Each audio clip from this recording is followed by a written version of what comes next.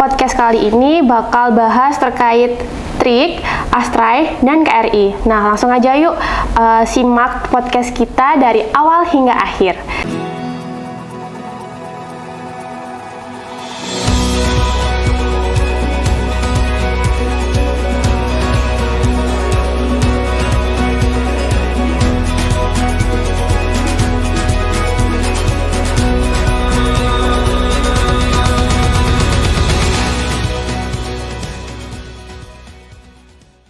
Hai Fox, selamat datang di podcast Vokasi on Podcast bersama aku, Nisa dari Prodi Paramedik Veteriner. Nah, kali ini podcast kedatangan yang spesial nih, ada mas-mas ganteng dari Vokasi dong jelasnya, yang tentunya mas-mas ini berprestasi loh. Boleh kenalan dong mas, mungkin dari masnya dulu, silakan berkenalan. Aku dulu ya. Oke, perkenalkan nama saya Rahman Ardi Firmansyah. Saya berasal dari D3 OSI. Tapi sekarang udah jadi D4 Trik ya. Teknologi Rekayasa Instrumentasi dan Kontrol. Saya berasal dari angkatan 20. Oke, kenalin aku Muhammad Ridwan Suryadi. Aku juga dari D3 OSI yang juga udah bertransformasi jadi Trik juga dari angkatan 2020. Salam kenal Mas Raffi, salam kenal Mas Ridwan. Tadi kan mas-mas ini udah sebutin tuh dari Prodi D4 Trik, yaitu Teknologi Rekayasa Informasi dan Kontrol. Mungkin masnya boleh jelasin apa sih itu trik? Untuk trik itu ya, kepanjangan dari Teknologi Rekayasa Instrumentasi dan Kontrol. Nah, kalau ditanyain ngapain aja sih di trik itu pertanyaannya. Ya. Oke. Jadi apa yang kita pelajari itu pembahasan seputar teknologi lebih tepatnya. Jadi lebih mengarah ke arah modernisasi. Contohnya instrumentasi, kemudian ada sub-sub yang namanya mekanik, elektrik, kemudian program. Kita juga pelajari ketiga hal itu. Itu yang diutamakan di prodi kita tentang trik tadi. Nah, kemudian kalau ditanyain teknologi rekayasa instrumentasi dan kontrol, apa sih maksudnya gitu? Iya. Dari trik itu. Jadi diambil dari namanya teknologi. Teknologi kita udah tahu semua kan. Teknologi membahas seputar teknologi gitu.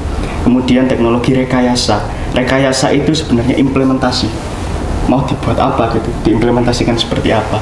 Kemudian masuk ke teknologi rekayasa instrumentasi dan kontrol. Untuk instrumentasi sendiri itu lebih mengarah ke pengukuran sebenarnya. Ya, sebagai contohnya gini, misalkan gedung ini ya, kalau nggak ada sistem pengukuran awalnya, pasti nggak mungkin kan. Bisa berdiri kokoh ini nggak mungkin gitu. Jadi itu pentingnya dari instrumentasi, jadi pengukuran. Nah, kemudian dari pengukuran tadi kita kan memperoleh suatu informasi atau data. Kemudian mau diolah untuk apa data ini? Nah, itu baru masuk ke ranah kontrol. Dari data-data tadi mau dipakai untuk apa gitu. Itu baru masuk ke ranah kontrol. Jadi mau mengontrol apa itu. Jadi ambil contoh misalkan AC. Di dalam AC itu kan ada instrumen ukurnya juga. Untuk mengukur sekarang pada suhu berapa gitu. Nah, misalkan kita di set point kan, atau kita ingin suhu ini berada pada 30 derajat Celcius. Nah, tapi sensor pembacaannya berada pada 27 derajat Celcius. Artinya kan harus dipanaskan ulang, dipanaskan kembali. Nah, dari pembacaan sensor yang 27 derajat Celcius, kemudian diolah atau dikontrol. Bagaimana caranya dia mendekati nilai set point, yaitu pada 30 derajat Celcius. Jadi itu untuk contoh-contoh kecilnya ya, tapi masih banyak sekali. Masih luas ya. Luas gitu. sekali seputar teknologi instrumentasi. Nah, udah kejawab nih pertanyaan pertama, apa itu trik ya kan. Nah, terus kenapa sih mas mau masnya itu masuk ke vokasi, minat ke vokasi gitu? Mungkin bisa dijawab mas. Gantian deh mas Ridwan, boleh jawab. Oke. Mas Ridwan. Kenapa ya kok di vokasi ya? Kan pertama ya, di vokasi itu kan kita gelarnya antara D3 atau D4 ya. Berarti rentang waktu kita kuliah jauh lebih sedikit dengan ilmu yang lebih banyak. Nah, terus mungkin biaya juga lebih murah kayak gitu. Mungkin ada tambahan. Ya, mungkin dari Mas Raffi sendiri gimana? Oke, kenapa kok kita pilih vokasi ya? Iya. Jadi di vokasi kan sebenarnya kan kumpulan dari para diploma. Iya, Diploma 3 dan diploma 4. Di mana untuk diploma sendiri itu sudah dicetak untuk siap bekerja gitu. Iya. Dan saya itu pingin gitu setelah lulus kuliah Langsung itu bekerja. langsung bekerja gitu. Iya. Maka dari itu kenapa kok saya pilih vokasi Oke. dengan gelar diploma gitu. Ya, karena kalau musik vokasi itu bisa langsung bekerja dengan kita lebih banyak praktikum yang bisa siap ketika lulus langsung bisa bekerja gitu kan Mas ya? Ya, nih. Lalu nih kelihatannya dari muka mas-masnya ini seperti kayak lesu, capek atau lagi banyak pikiran nih. Nah, mungkin apa sih Mas struggle dari perkuliahan yang dirasain sendiri? Mungkin dari Mas Raffi dulu deh. Mas Ridwan dulu aja. Kelihatannya lebih sengsara Ya, kelihatannya. Boleh deh Mas Ridwan dulu. Struggle ya. Ya mungkin ya banyak tugas juga Ya, pasti. salah satunya ya. Mungkin juga tanggung jawab juga karena kita dituntut harus bisa langsung kerja. Iya. Ya, itu kan juga gimana caranya kita bisa nyusul mata kuliah. Harus tepat waktu. Iya. Iya, harus tepat waktu. Tuh. Kalau dari Mas Raffi, Sama sih sebenarnya tugas itu selalu ada dan selalu hadir gitu. beban ya. Beban. Jadi selalu menumpuk gitu. Apalagi ditambah kita juga ikut tim robot juga. Oh, gitu. ikut Jadi di tim. situ ada tanggung jawab lebih jadi kita membagi-bagi waktu Membagi kita waktu. lagi gitu. Oh. Itu yang bikin agak berat sebenarnya. Berat menjadi harus bisa bagi waktu nih sama bagi tenaga, pikiran juga nih jadinya. Nah, terus nih aku lihat mas-masnya ini pakai baju, terus ada tulisan Astray. Nah, boleh jelasin nggak sih Mas apa itu Astray gitu? Oke, Astray. Jadi Astray itu salah satu tim robot ya. Kepanjangan dari Astray itu Erlangga Strike. Erlangga Strike Team Robotik dan Instrumentation. Jadi di mana ya kita itu kayak kumpulan lebih tepatnya kayak komunitas ya. Jadi kayak itu kumpulan dari beberapa prodi yang dia tuh minat di bidang robot. Oh. Cuman kebetulan di Astray saat ini kebanyakan itu dari tim dari prodi OSI. Oh, dominansi dari ini, dari Iya. OSI. Dari trik lah ya. Dari yang udah bertransformasi kan. Oh, jadi itu tentang robot gitu ya, kayak bikin robot gitu Mas. Oh, keren-keren. Lalu alur dari tahun ke tahunnya Astra itu gimana?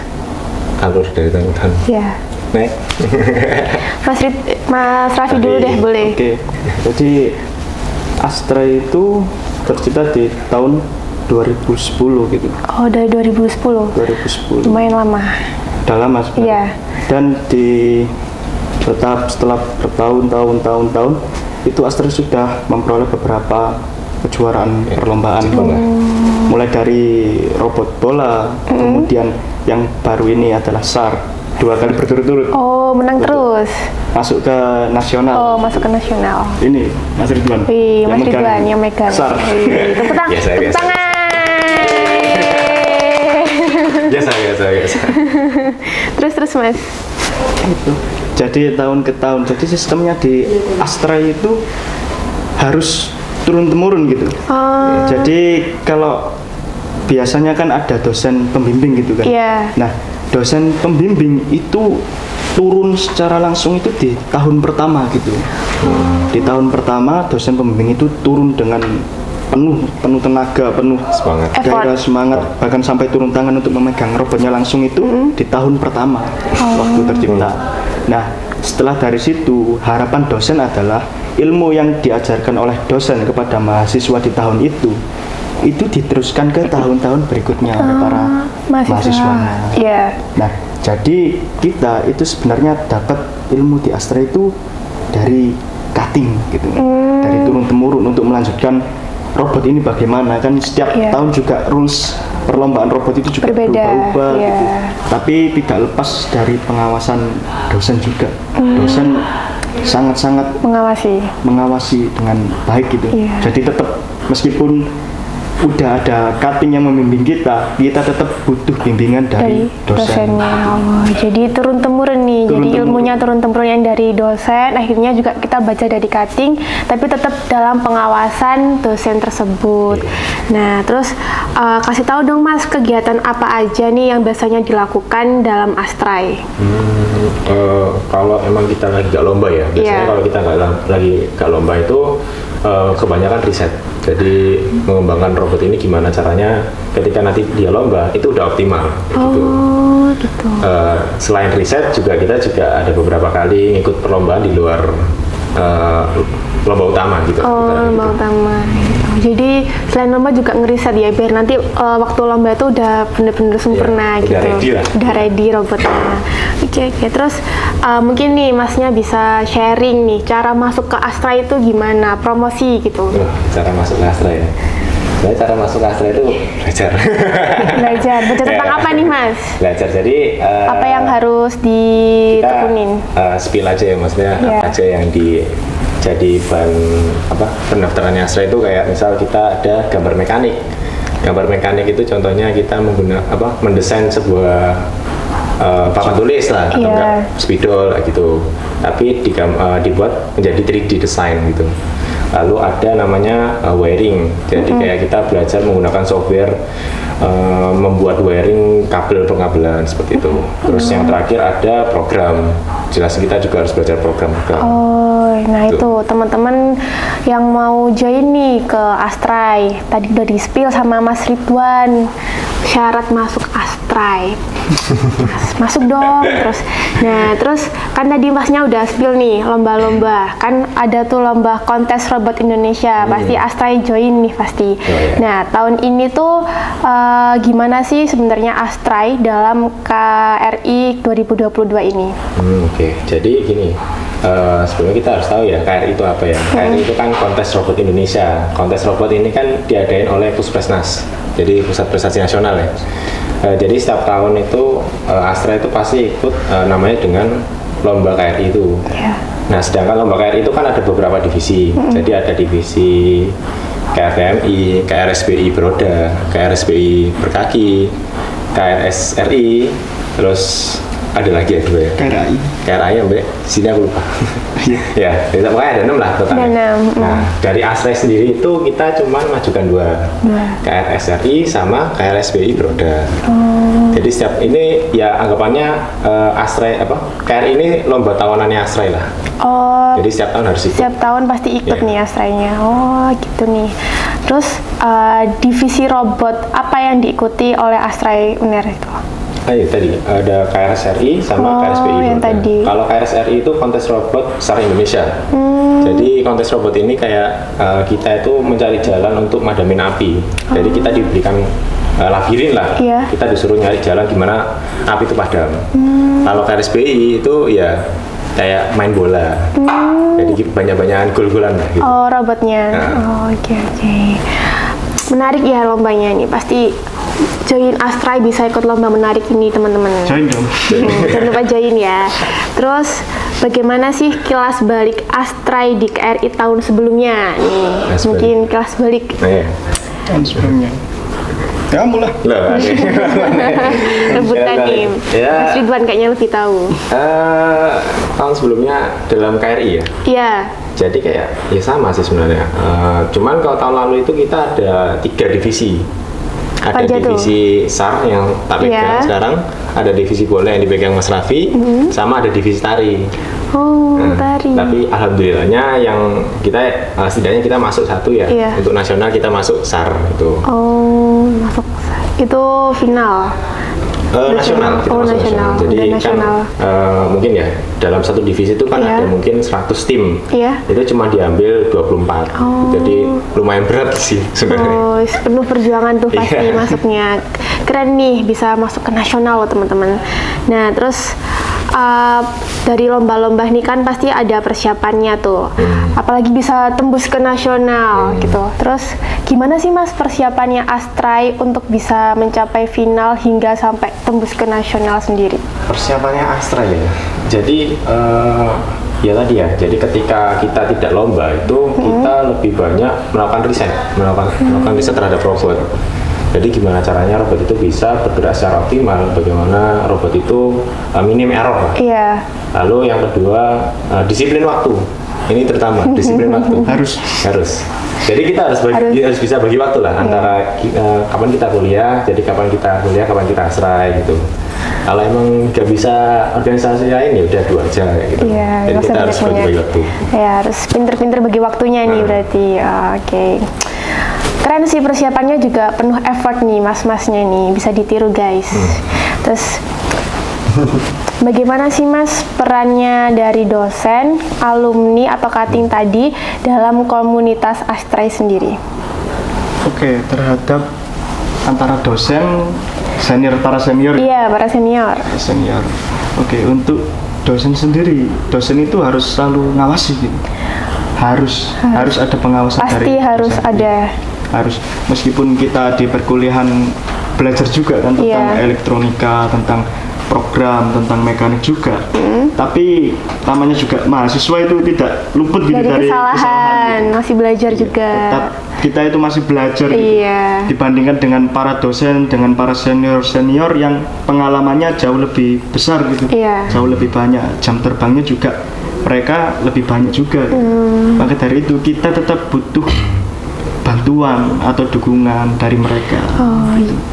Jadi bantuan dan dukungan dari dosen sama senior mereka ini sangat dibutuhkan ya teman-teman.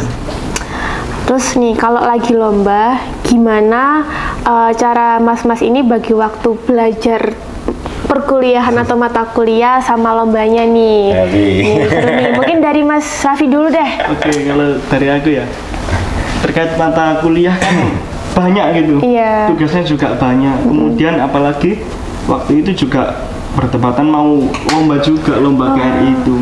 Jadi gimana aku ngatur waktunya? Jadi itu dimulai dari diri sendiri masing-masing. Iya, Gimana kembali ke diri pinter-pinteran sendiri. dia bagi waktu gitu. Misalkan kalau dari aku sendiri, misalkan aku ada tugas gitu. Iya. Ada tugas. Aku pilih ngerjakan itu di waktu misalkan setelah maghrib. Jadi setelah maghrib itu aku fokus untuk ngerjakan tugas itu.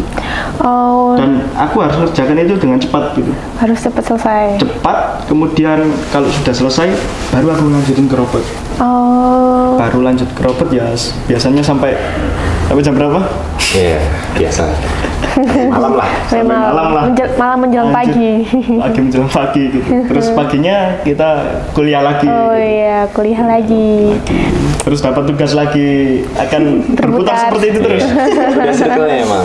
Ya, terus kalau dari Mas Ridwan sendiri gimana? Apakah sama Iya, atau sama punya sih, planning sendiri? Kalau Mas Raffi kan dijadwalin ngerjain tugasnya itu habis maghrib tuh harus selesai. Kalau Mas Ridwan gimana?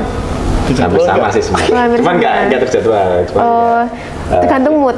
Ya, tugas itu tergantung ya. Jadi pokoknya intinya aku pagi kuliah, malam ngerjain robot, udah gitu aja. Gitu mau aku tergantung moodku kan, aku mau ngerjain tugasnya jam berapa, yes. Mungkin pas waktu jam istirahatnya kuliah, ngerjain tugas. Yang penting tepat waktu gitu. Tergantung mood nih. Yang penting tugasnya selesai, terus benar, tepat, terus tepat waktu nih ngumpulinnya, jangan sampai kelewat deadline, ya nggak mas? Iya, betul. Nah nih, terakhir nih, kritik dan saran buat fakultas atau tim robotik selanjutnya nih. Kritik dan sarannya dong mas, dikasih. Dari Mas Raffi dulu deh. Aku lah. Oke, itu kritik dan saran ya? Iya. Jadi kita saat ini anggota Astray kan. Anggota Astray itu kebanyakan juga dari vokasi orangnya. Dari vokasi, dari prodi, kebanyakan dari OSI atau sekarang disebut dengan trik. Kebanyakan dari vokasi kan. Tapi tempat kita saat ini kita jujur kekurangan tempat gitu. Karena apa? Robot kita juga ada banyak dan ruangannya tidak sebanding dengan jumlah robotnya gitu. Jadi kalau kita mau melakukan pembuatan robot, kemudian riset robot, bahkan waktu hampir menjelang lomba, kebingungan kita itu ada di tempat. Tempat kita, di mana kita mau latihan, di mana kita mau membangun robot, kita itu kekurangan tempat untuk itu. Dan sekarang lokasi tempat kita di FSD. Lab FSD. Lab FSD hanya ada satu gitu. Iya. Tapi harapan kami dari pihak vokasi Bisa menyediakan. bisa menyediakan Bisa menyediakan tempat untuk mas-mas Astra ini bikin robot gitu kan, meriset-riset gitu nih. Kalau dari Mas Ridwan ada tambahan atau? Mungkin bukan tambahan. Jadi kayak kebanyakan kan kalau dari Astra itu teman-teman OSI ya. Iya. Mungkin dari fakultas saran dari prodi-prodi lainnya buat ikut join. Jadi kayak Nih beragam nanti join akhirnya. dong yang dari prodi lain nih, nggak apa-apa. Jadi kan akan bisa lebih beragam loh SDM-nya, tidak hanya dari OSI, mungkin bisa dari SI juga. Gitu. kita butuh juga orang Iya. yang dari berbagai ragam pengetahuan mereka kita butuhkan. Nih diajakin deh dari biar nggak hanya OSI aja yang mendominasi Iya. gitu ya Mas ya. Mungkin dari prodi lain yang memiliki minat dan bakat yang cocok di robotik atau Astra tadi itu bisa banget nih join. Nah, mungkin itu aja Fox terkait bahasan podcast kali ini. Jangan lupa terus tonton episode yang lainnya ya. See you. See you.